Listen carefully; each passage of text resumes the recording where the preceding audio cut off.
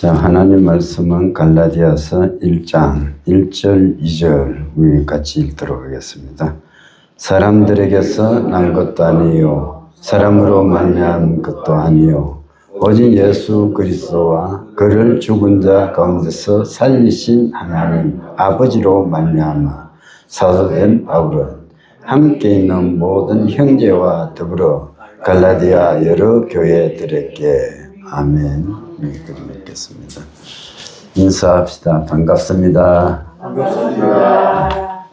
아까 우리 장 집사님 말씀을 들으니까 새벽 5시부터 지금까지 엄청 바빴다 이야기하는데 그런 거예요. 전부 다 일찍부터 일어나가지고 여기까지 오시려면 수고도 많았을 겁니다. 또 힘이 들 수도 있어요. 그러나 그런 가운데 하나님이 우리와 함께 해주시는 것입니다. 이 갈라디아서는 다른 서신서들하고 다르게 이 시작부터 보면은 바울의 격정적인 음성이 들려오는 것과 같아요. 사람들에게서 난 것도 아니요 사람으로 말미암은 것도 아니요 이렇게 말하고 있습니다. 바울은 왜 이렇게 시작을 하고 있을까요? 여러분, 다른 서신서는 보면은 칭찬하고 격려하고 하나님의 은혜와 평강이 있기를 내가 기도한다. 이런 문체들로 대략 그렇게 되어 있어요. 그런데 이 갈라디아의 교회에는 이 바울이 강경하게 이렇게 말하고 있습니다. 그것은 당시 갈라디아 교회에 일부 사람들이 바울의 사도권에 대해서 부인을 하는 그러한 풍조가 일어났습니다. 바울이 교회를 개척하고 그 교회에서 떠나고 나서 좀 지내가지고 이 유대에서 온 그 일부 사람들이 들어와서 결국 뭘 이야기하냐. 바울의 사도권에 대해서 바울이 가르친 복음은 가짜다는 거예요. 실제적으로 보면 바울은 사도도 아니고 그래서 바울이 그렇게 이야기를 하는 거 또 여기서 설교를 하는 거 그런 거 있을 수 없다. 이런 식의 이야기를 했던 겁니다. 그래서 바울은 무엇보다도 이 갈라디아 교회에 자기의 사도권을 변호할 필요성이 있었습니다. 왜냐하면 많은 사람들이 그 거짓 사도들, 그들의 거짓 성생들이 들어왔는데 그들의 꿰매에 빠져가지고 바울에 대해서 의심을 하고 교회 내에서 흔들렸던 것입니다. 그래서 이 흔들린 것을 뭔가 바로잡아야 되겠다 이런 생각에서 이 서신서를 쓰게 되는 것입니다. 여러분, 복음이라는 것은 하나님께서 주신 것입니다. 복음이 사람에게서 왔다면 무너집니다. 그렇지 않습니까? 성경 속에서도 옛날에 더다라는 사람이 일어났는데 그게 일정 기간 있다가 저절로 없어지더라. 하나님으로부터 났으면 흥할 것이요 그렇지 않으면 망할 것인데 그냥 지켜보자. 이런 구절들을 사도행전을 통해서 우리가 살펴봤지 않습니까? 그와 마찬가지예요. 하나님이 함께 하시면 하나님으로부터 온 복음은 생명이 있는 거예요. 능력이 있는 거예요. 그래서 여기서 무너지지 않는 것입니다. 그래서 바울이 지금 선언하는 거예요. 야, 나는 사람이 세운 사도가 아니다. 이렇게 말하는 겁니다. 사람이 세우지 않았고 누가 세웠어요? 하나님이 부르셨다. 이렇게 말씀을 하고 있는 겁니다. 여러분, 사람이 세우면 사람의 눈치를 보게 되는 것입니다. 오늘날 사역을 할 때도 그래요. 많은 목사님들의 형편들을 보면 특히 우리 경북에 속해 있는 경북노회는 농어촌 교회가 대부분인데 한때는 인구가 많았을 때는 교회에 사람들도 많았고 그랬는데 다 떠나버렸잖아요. 그러다 보니까 자립이 안 되는 겁니다. 자립이 안 되다 보니까 계속적으로 이 먹고 사는 문제 때문에 눈치를 볼 수밖에 없는 겁니다. 또 어떤 교회들 보면 연말이 되면 굉장히 이게 심각한 거예요.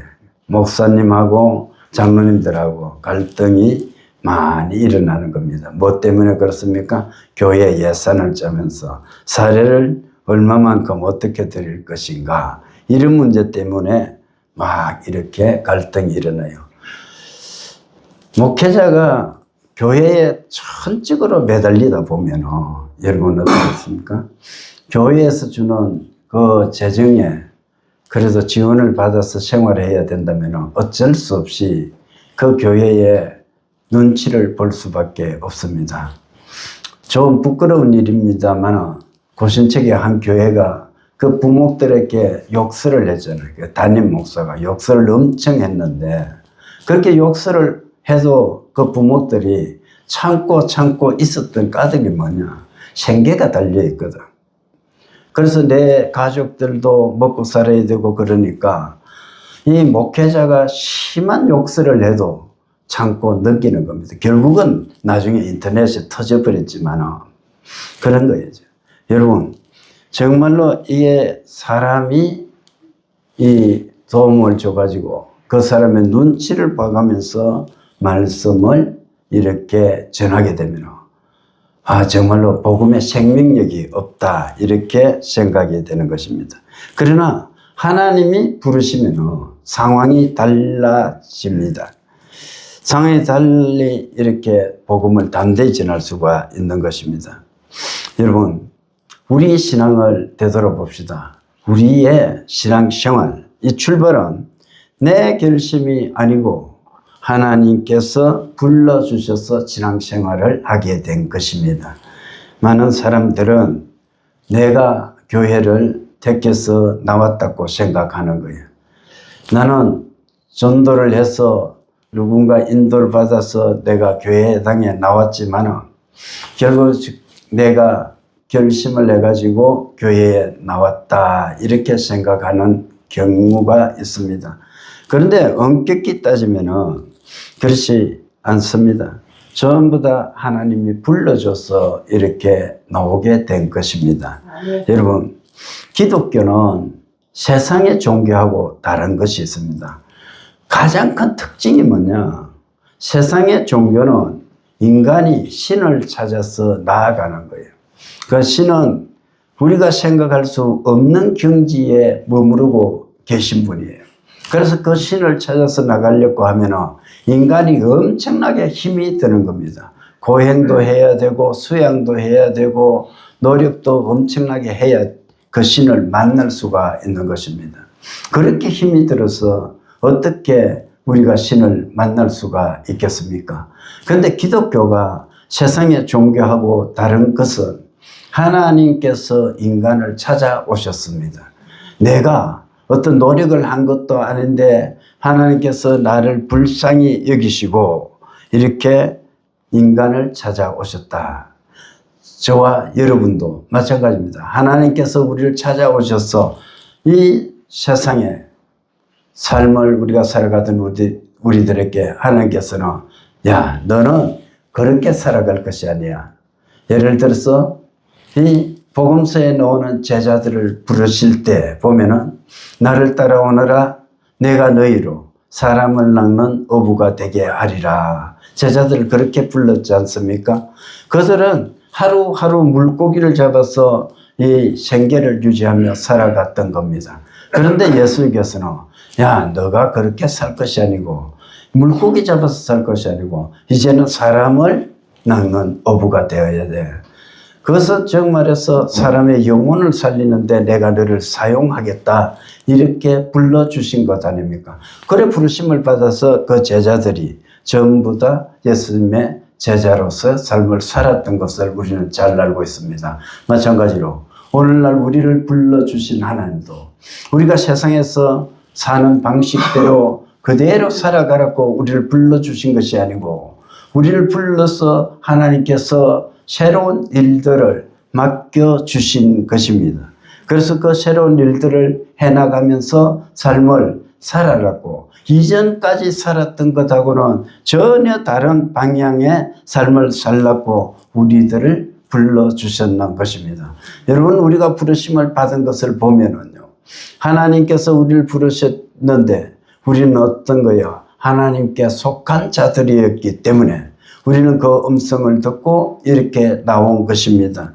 요한복음 10장 27절에 보면은 예수께서 말씀하십니다. 내 양은 내 음성을 들으며 나는 그들을 알며 그들은 나를 따르느니라, 이렇게 말씀하고 있는 것입니다.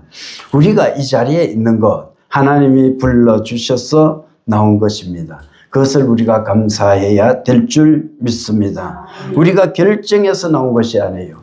우리가 결정해서 나온 것 같지만 그것은 저 이면에 보면 하나님께서 창세 전부터 우리를 불러주셨다는 것을 우리가 생각해야 되는 것입니다.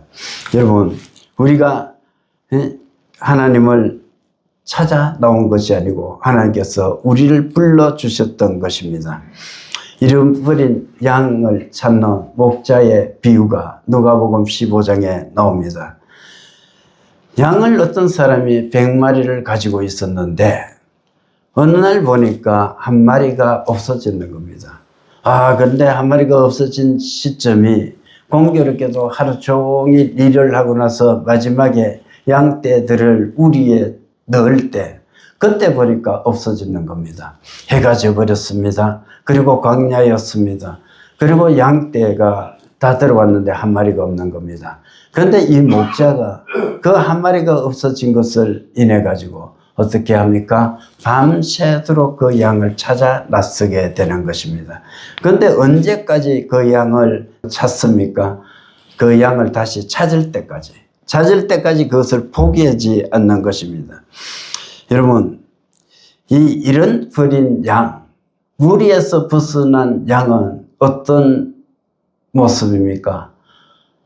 방향 감각을 잊어버리는 겁니다. 그래서 어디로 갈지를 몰라요. 길을 잃어버리는 겁니다. 그래서 이 한 마리 양이 길을 잃어버렸고 또 방향 감각을 잊어버렸고 그리고 돌아올 힘조차 잃어버렸던 겁니다. 여러분, 그뿐 아니라 그 밤이 어두운 데에 광야에서는 이 사나운 짐승들의 울음소리가 들려오는 것입니다. 그래서 그러한 배경하에서 잃어버린 양을 찾으시는 그 주인이 이렇게 계속 밤새도록 헤매면서 목자가 양을 찾았다는 사실을 우리는 잘 알고 있습니다. 여러분, 이 말씀과 같이 우리가 이 잃어버린 양과 같았습니다. 우리는 스스로 인생을 살아갈 힘이 없었고 의지도 없었고 능력도 없었습니다. 무엇이 옳은지 그른지 내가 어디에 서 있는지를 알 수도 없었습니다. 그리고 방향 감각도 어떻게 살아가야 올바른 삶인지를 모르고 살아왔었습니다. 그런데 예수 그리스도께서 우리를 먼저 찾아주셨습니다. 우리를 불러주셨습니다. 이것은 하나님 아버지께서 우리를 택하셨고 창세 전부터 택하셨고 또 예수 그리스도께서 우리가 하나님 앞에 나올 수 있게끔 우리의 죄값을 치러주셨고 성령 하나님께서 우리를 붙드시고 인도해 주시는 것입니다. 우리는 이 삼위 하나님의 이 모든 은총을 받아서 삶을 살아감을 우리가 감사해야 될 줄 믿습니다. 그렇게 부르심을 받은 자들, 이 사람들에게는 어떤 변화가 일어납니까? 소속이 바뀌어요. 신분이 바뀌어지는 것입니다. 바울이 그렇습니다. 바울은 핍박자였습니다. 예수 믿는 사람들을 잡아서 전부 감옥에 잡아넣기 위해서 출발했던 바울의 모습을 보십시오. 누구보다도 혈기가 왕성했고 열심히 했고 그 일만이 옳다고 생각했던 것입니다. 그런데 그 바울이 다메섹 도상에서 예수 그리스도를 만나게 되었고 예수 그리스도를 만났을 때 그는 사도가 되었습니다. 이제는 핍박자에서 사도로 이름이 바뀌어졌습니다. 우리도 그렇습니다. 여러분, 우리는 이전에는 어떤 사람들이었습니까? 죄인이었습니다. 우리는 지금은 성도가 된 것입니다. 이것이 얼마나 큰 변화인지 모릅니다. 옛날에는 방황하는 자로 우리가 삶을 살았습니다. 그러나 우리는 지금 부름받은 자로 삶을 살아가고 있습니다. 옛날에는 세상에 속한 사람이었습니다. 지금은 하나님의 백성이 되었습니다. 여러분, 에베소서 2장 1절에서 6절은 이렇게 말씀하고 있습니다. 그는 허물과 죄로 죽었던 너희를 살리셨도다. 그때에 너희는 그 가운데서 행하여 이 세상 풍조를 따르고 공중의 권세 잡은 자를 따랐으니 곧 지금 불순종의 아들들 가운데서 역사하는 영이라. 전에는 우리도 다 그 가운데서 우리 육체의 욕심을 따라 지내며 육체와 마음에 원하는 것을 하여 다른 이들과 같이 본질상 진노의 자녀였더니 긍휼이 풍성하신 하나님이 우리를 사랑하신 그 큰 사랑을 인하여 허물로 죽은 우리를 그리스도와 함께 살리셨고 너희는 은혜로 구원을 받은 것이라. 또 함께 일으키사 그리스도 예수 안에서 함께 하늘에 앉히시니 이렇게 말씀하고 있는 것입니다. 여러분, 전에는 우리가 진노의 자녀였습니다. 지금은 이제는 축복의 자녀가 된 것입니다. 이것이 하나님의 은혜고 풍성하신 그 사랑에 의한 것임을 우리가 감사합시다. 여러분, 우리의 직분도 마찬가지인 것입니다.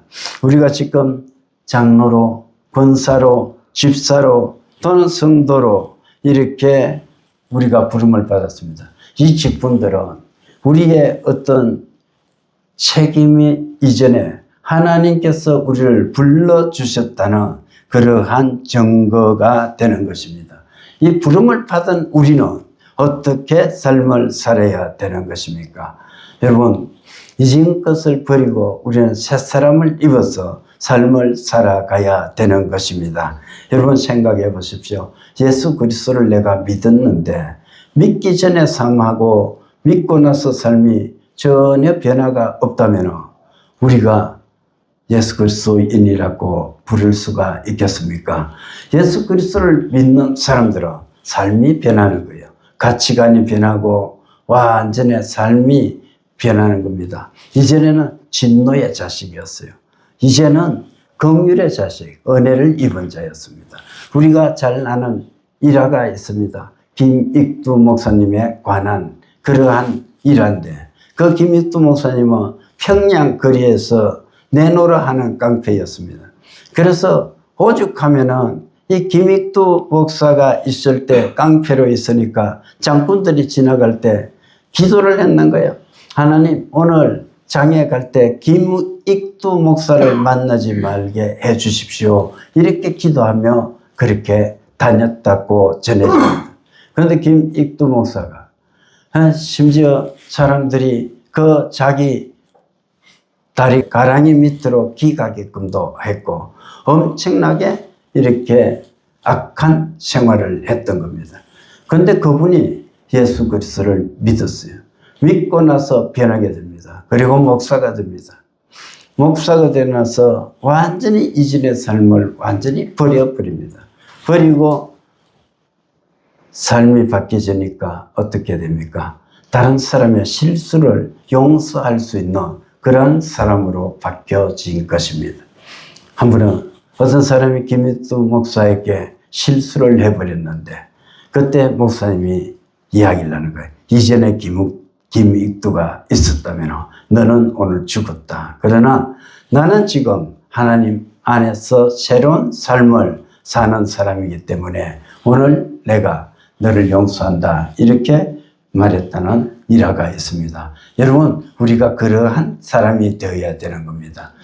예수 그리스도를 믿는 것은 지식만 아는 것도 아니고 교회에 적을 두고 다니는 것도 아닙니다.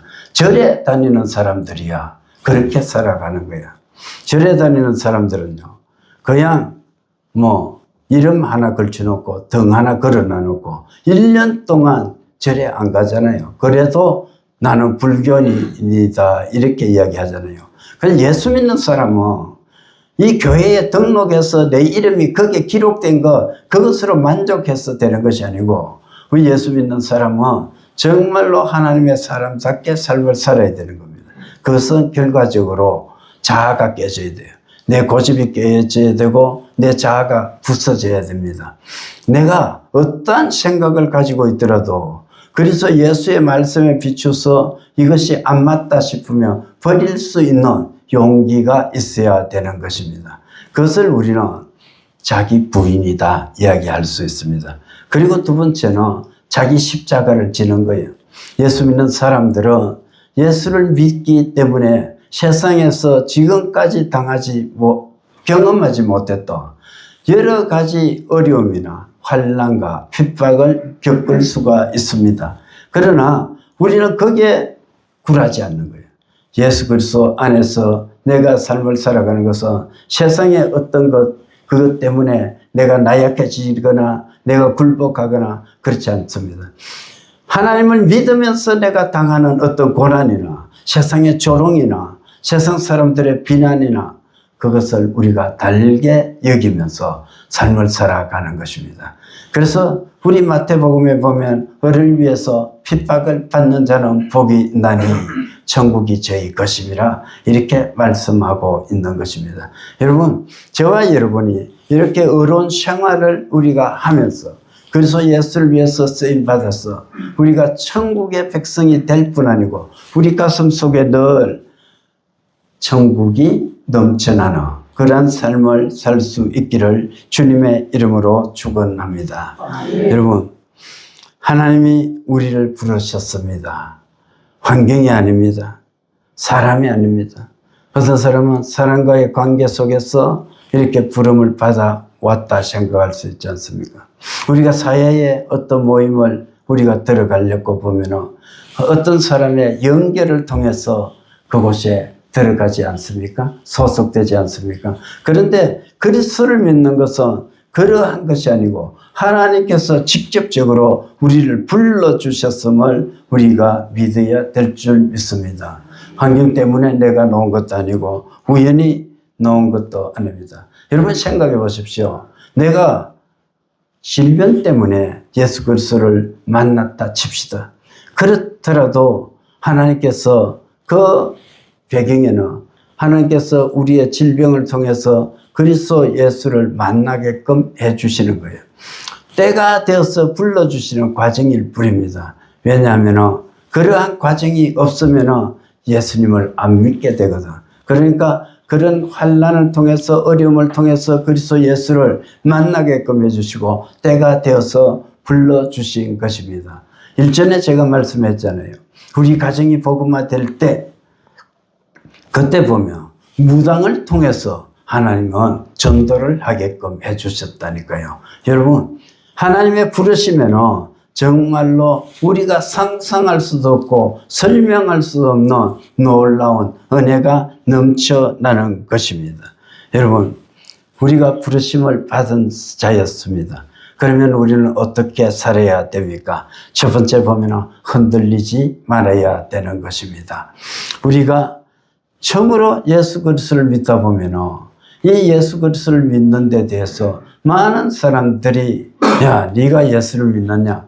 네 왜 예수를 믿느냐? 이렇게 이야기할 수도 있습니다. 또 예수 그리스도를 믿음으로 인해서 지금까지 살아왔던 내가 살아왔던 환경이나 그 풍습이나 이런 것하고는 완전히 다른 세계에 우리가 삶을 살아가지 않습니까? 예를 들면 명절인데 이전에는 차례를 지내고 같이 형제들끼리 이렇게 모였었습니다. 그런데 예수 그리스도인은 이제는 절을 할 수 없잖아요. 우상 숭배를 할 수 없잖아요. 그러니까 그 모임에 참여하지 않는 겁니다. 우리는 그렇게 삶을 살아갑니다. 나의 정체성이라는 것을 어떻게 드러낼 것인가?